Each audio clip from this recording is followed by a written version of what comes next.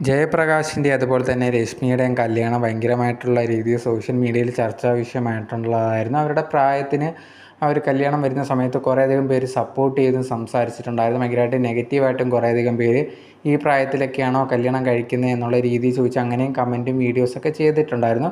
എന്തായാലും രശ്മിയുടെ മക്കൾ തന്നെയായിരുന്നു അത് ചെയ്തിട്ടുണ്ടായിരുന്നത്, കല്യാണം നടത്തി കൊടുത്തിട്ടുണ്ടായിരുന്നത്.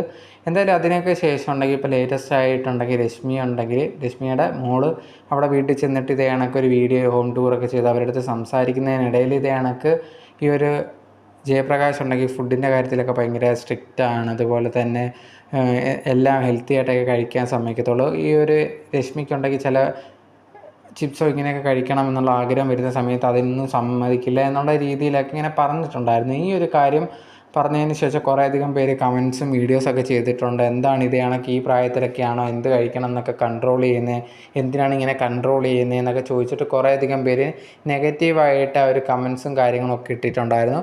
അതിന് ശേഷം ഉണ്ടെങ്കിൽ ഈ ഒരു മോള് പിന്നെ അതിന് ശേഷം ഒരു മറുപടിയായിട്ട് ഒരു വീഡിയോ ഇട്ടിട്ടുണ്ട്. അതിനകത്ത് പറഞ്ഞൊരു കാര്യം എന്ന് പറഞ്ഞാൽ ഈ ഒരു ജയപ്രകാശ് എന്ന് പറഞ്ഞ ഒരു വ്യക്തി ഉറപ്പായിട്ടും അങ്ങനെ ആരെയും റെസ്ട്രിക്റ്റ് ചെയ്യുകയോ ഒന്നും തന്നെ ചെയ്യത്തില്ല. ഇഷ്ടമുള്ള ആഹാരങ്ങൾ കഴിക്കാനെല്ലാം സമ്മതിക്കുന്ന ഒരാൾ തന്നെ. അങ്ങനെ ഭയങ്കരമായിട്ട് എന്താ പറയുക എതിർക്കുന്ന ആളോ ഒന്നും അല്ല. പക്ഷെ എന്നിരുന്നാൽ പോലും ഈ ഫുഡിൻ്റെ കാര്യത്തിലൊക്കെ കുറച്ചും കൂടി ഒരു കരുതലുണ്ട് എന്നുള്ള രീതിയിലായിരുന്നു രശ്മിയുടെ മോള് പറഞ്ഞിട്ടുണ്ടായിരുന്നത്.